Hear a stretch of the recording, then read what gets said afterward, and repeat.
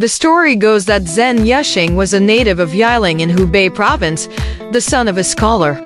He was known for his excellent writing skills and his handsome and elegant appearance from a young age.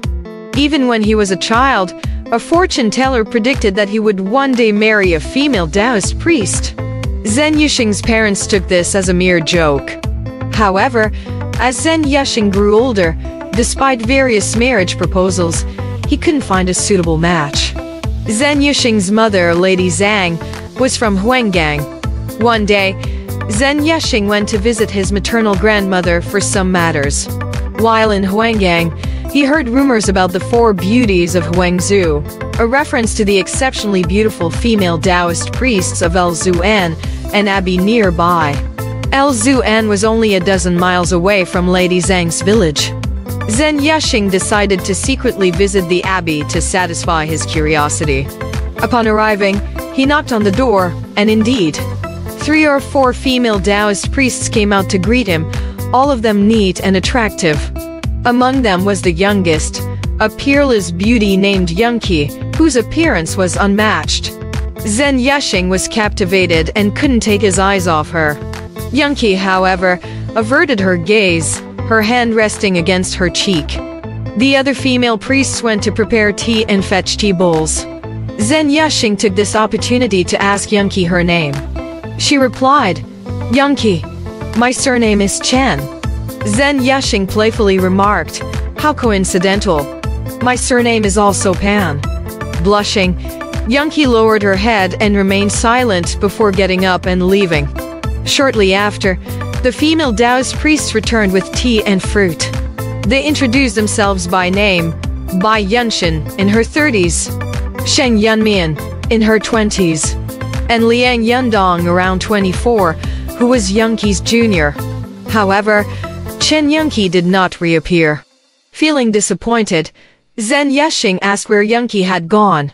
Bai Yunshin said, "That girl is shy around strangers." Chen Yunqi decided to leave. Despite Bai Yunshin's attempts to persuade him to stay, he walked out. Bai Yunshin said, "If you want to see Yunqi, you can come again tomorrow." Back home, Chen Yunqi couldn't stop thinking about Chen Yunqi. The next day, he returned to Elzuan to visit. The female Taoist priests were there, but Yunqi was absent. Chen Yunqi was hesitant to inquire immediately. They set out food and insisted that he join them for a meal. Chen Yunqi declined, but the Taoist priests were insistent. Bai Yunshin broke off a piece of cake and handed it to him along with a pair of chopsticks, urging him to eat. After the meal, Chen Yunqi asked about Yunqi's whereabouts. Bai Yunshin said, "She'll come by herself." After a long wait, evening arrived, and Chen Yunqi wanted to leave. Bai Yunshin held his arm and said, "Wait a bit longer. I'll go fetch that girl for you." Chen Yunqi decided to stay. A while later, Bai Yunshin returned with a lantern and set up wine and dishes. By then, Chen Yunqi had also left. After a few rounds of drinking, Chen Yunqi declined, saying he was drunk. Bai Yunshin said, "Have 3 more cups, and Yunqi will come out." Chen Yunqi obliged and drank 3 cups. When he finished, he overturned his cup, excused himself, and started to leave. Bai Yunshin looked at Liang Yundong and said, "We can't impose on our guests to drink more. You go and fetch the girl. Tell her that Pan Lang and Miao Cheng have waited for a long time." Liang Yundong left and returned shortly after, saying, "Yunqi isn't coming." Chen Yunqi wanted to leave, but it was late at night. He pretended to be drunk and lay down with his face up. Bai Yunshin and Liang Yundong undressed him and took turns engaging in sexual activities with him. Chen Yunqi endured the torment throughout the night. As dawn broke, he left immediately. For the following several days, he didn't dare to return to Elzuan. Nonetheless, he continued to visit the vicinity, hoping to catch sight of Yunqi. One day, as night fell, Chen Yunqi saw Bai Yunshin accompanying a young man and was delighted. Not being afraid of Liang Yundong, he hurriedly knocked on the door. Chen Yunqi answered and let him in, mentioning that Liang Yundong had gone out and hadn't returned. Chen Yunqi inquired about Yunqi's whereabouts without revealing his intentions. Chen Yunqi arranged food and lodging, insisting that he stay the night. Chen Yunqi declined, but the Taoist priest insisted. Bai Yunshan set up a bedroll and urged him to rest. Chen Yunqi lay down and said, "Where is Yunqi?" Chen Yunqi replied, "She'll come on her own." After a while, Chen Yunqi lit a lantern and set up wine and dishes, indicating that Liang Yundong had also left. After a few rounds of drinking, Chen Yunqi said he was drunk. Bai Yunshan said, "Have 3 more cups, and Yunqi will come out." Chen Yunqi drank 3 cups and after finishing them, turned his cup over and prepared to leave. Bai Yunshan looked at Liang Yundong and said, "Our reputation is at stake. We can't make our guest drink too much. Go and bring Yunqi. Tell her that Pan Lang and Miao Chang have been waiting for a long time." Liang Yundong left and returned shortly after, saying, "Yunqi isn't coming." Chen Yunqi wanted to leave, but it was late at night. He pretended to be drunk and lay down with his face up. Bai Yunshan and Liang Yundong undressed him and took turns engaging in sexual activities with him. Chen Yunqi endured the torment throughout the night. As dawn broke, he left immediately. After this incident, Chen Yunqi dared not return to Elzuan for several days. However, he couldn't forget about Yunqi and would occasionally visit the vicinity to inquire about her whereabouts. One day, it was already dark. Chen Yunqi saw Bai Yunshan walking with a young man and was thrilled. He was less afraid of Liang Yundong and hurriedly knocked on the door. Chen Yunqi answered and let him in. Chen Yunqi inquired about Liang Yundong's whereabouts, and then about Yunqi. Chen Yunqi led him into a small courtyard and called out, "Yunqi, there's a guest." Yunqi's room door slammed shut with a bang. Chen Yunqi laughed and said, "She closed the door." Chen Yunqi stood outside the window, as if he had something to say. Chen Yunqi walked away. Through the window, Yunqi said to Chen Yunqi, "They're using me as bait to catch you. If you return, your life will be in danger. While I can't commit to a lifetime of chastity, I also won't abandon my integrity. I hope to find someone truly worthy of serving, just like you, Pan Lang." Chen Yunqi vowed to be with her forever. Yunqi said, "My master raised me with difficulty. If you truly love me, use 20 taels of silver to redeem me.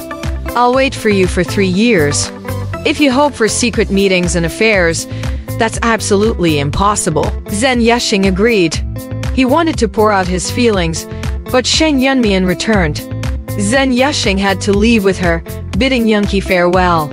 He was disheartened but resolved to find ways to meet Yunqi. Just as he was about to make plans, news arrived from his hometown that his father was critically ill. Chen Yunqi rushed back overnight. Not long after, Chen Yunqi's father passed away. Lady Zhang was strict with her upbringing, and Chen Yunqi didn't dare reveal his feelings to her. Instead, he cut down on his expenses and saved money. Whenever there were marriage proposals, he declined, citing filial mourning for his father. His mother wouldn't listen, but Chen Yunqi subtly told her, last time in Huanggang, grandmother wanted to arrange a marriage with a girl surnamed Chan. I'm very willing. However, due to recent family setbacks and the lack of contact with Huanggang, I haven't followed up. I'll go again, and if it doesn't work out, I'll do as mother commands. Lady Zhang agreed. Chen Yunqi took his savings and set off on a journey. Arriving in Huanggang, Chen Yunqi went straight to Elzuan. However, what he saw was a dilapidated and desolate compound, a stark contrast to what it used to be. He cautiously walked in and found only an old nun cooking. He approached and inquired about the situation. The old nun said, "The old Taoist priest passed away last year, and the 4 beauties have long dispersed." Chen Yunqi asked, "Where did they go?" The response came, "Yunshan and Yundong left with a scoundrel. Yunqi is said to be staying in the county to the north. We don't know the whereabouts of Yunmian." Chen Yunqi felt disheartened and returned home. He told his mother, "Uncle said that Mr. Chen went to Yuezhu. When he returns, he'll send someone to inform us." Lady Zhang believed it. Half a year later, when Lady Zhang visited her maternal home, she asked about the matter, but her mother was clueless. Lady Zhang was furious, realizing her son had lied. However, the grandmother suspected that her nephew had discussed it with her grandson and just hadn't told her. Fortunately, Chen Yunqi's uncle was away and couldn't confirm this. Lady Zhang went to the Liaozhai temple to burn incense for blessings. While staying overnight, the innkeeper brought in a female Taoist priest to share the room with her. The Taoist priest introduced herself as Chen Yunqi. Hearing that Lady Zhang was from Yiling, Yunqi changed her seat to sit next to her. They conversed and laughed, and Lady Zhang was delighted. Yunqi willingly recognized Lady Zhang as her mother, and Lady Zhang happily invited her to travel to Jinzhou. Yunqi was even happier. The next day, Lady Zhang and the young girl returned on the same boat. When they arrived home, Chen Yunqi was still bedridden. His mother wanted to comfort him and had a maid quietly tell him, "Madam brought a beautiful lady for young master." Chen Yunqi didn't believe it. He leaned against the window and looked outside. Indeed, he saw a young girl who was even more beautiful than Yunqi. He thought to himself, the 3-year promise has passed, and since she left on her travels, she must have found a new love interest. Now that I have this beautiful woman, it's enough to satisfy my lifetime. He smiled happily, and miraculously, his illness seemed to improve instantly. His mother had Chen Yunqi and the young girl meet face to face, and Chen Yunqi left the room. Lady Zhang spoke to the young girl, "Do you know the reason I brought you here?" The young girl smiled and said, "I already know. However, my original intention for coming with you, mother, is something you don't know. When I was young, I had a betrothal with a young man named Pan. But later, we lost contact, and I assume he has already married someone else. If that's the case, then we can be mother and daughter-in-law. Otherwise, we will continue to be mother and daughter." Lady Zhang said, "Since there was an existing engagement, of course, I won't force you. Just a few years ago, when I was at Wuzu Mountain, a female Taoist asked about Pan. Now, it's Pan again. However, the prominent families in Yiling don't have anyone surnamed Pan." The young girl asked in astonishment, "Was the woman who stayed at Liaozhai that time, mother?" The female Taoist inquiring about Pan was me. Lady Zhang suddenly realized and laughed. "If that's the case, then Pan has been here all along." The young girl asked, "Where is he?" Lady Zhang instructed a maid to lead her to Chen Yunqi. Chen Yunqi was shocked and asked, "Are you Yunqi?" The young girl asked, "How did you know?" Chen Yunqi told the truth and revealed that he had used the name Pan as a playful trick. Upon learning that Pan Lang was indeed Chen Yunqi, the young girl became shy and didn't say anything. She went back to inform Lady Zhang. Lady Zhang asked, "Why did you change your surname to Wang?" The young girl replied, "My original surname is Wang. My master liked me and adopted me as his daughter, so I changed my surname to match his." Lady Zhang was also pleased and chose an auspicious day for her son and the young girl to become a couple. As it turned out, both Yunqi and Yunmian had sought refuge with Wang Daoqing. However, due to Wang Daoqing's limited space, Yunmian went to Hankou. Yunqi was delicate and couldn't do physical work. She was also too shy to continue being a female Taoist. Wang Daoqing grew impatient with her. Coincidentally, their relative Jing took a trip to Huanggang. Yunqi tearfully recounted her experiences to her and was taken back home to return to secular life. She had to give up her Taoist attire in preparation for a marriage proposal, so she couldn't reveal her background as a Taoist. However, when proposals came, Yunqi wasn't interested. Her uncle and aunt couldn't understand her thoughts and were annoyed by her. Through this fortunate opportunity, Yunqi was able to return to Yiling with Lady Zhang and ultimately found her place. After their marriage, both Chen Yunqi and Yunqi shared their experiences and shed tears of joy. Yunqi was diligent, respectful, and filial, which endeared her to Lady Zhang. However, Yunqi enjoyed playing the zither and chess and wasn't skilled in household chores, causing Lady Zhang some worry. A little over a month later, Lady Zhang arranged for Zhen Yuxing and Yunqi to visit Jing's home. They stayed there for a few days before returning. While traveling on the boat, they saw another boat passing by with a female Taoist on board. Upon closer inspection, it turned out to be Yunmian. Yunqi was particularly close to Yunmian. Seeing her, Yunqi was delighted and invited her onto their boat. The two had a bittersweet reunion. Yunqi asked, "Where are you headed?" Yunmian said, "I have been thinking of you for a long time and went to Qihuguan to find you. I heard you went to stay with your uncle Jing, so I planned to visit you in Huanggang. But I didn't know you had already reunited with your beloved. You look like a fairy now. I am the only one wandering alone. I wonder when my destiny will change." Tears welled up in her eyes as she spoke. Yunqi came up with an idea. She asked Yunmian to change out of her Taoist attire and pretend to be her older sister. This way, Yunmian could stay with Lady Zhang and gradually find a good husband. Yunmian reluctantly agreed. After they returned home, Yunqi informed Lady Zhang that her older sister had arrived, and then Yunmian entered the house. She appeared composed, refined, and spoke with maturity and grace. Lady Zhang had been a widow for a long time and had felt quite lonely. Upon seeing Yunmian, she was extremely pleased and feared that she might leave soon. The next day, Yunmian woke up early and attended to household chores, not considering herself a guest. During the day, Lady Zhang and Yunqi often played chess together.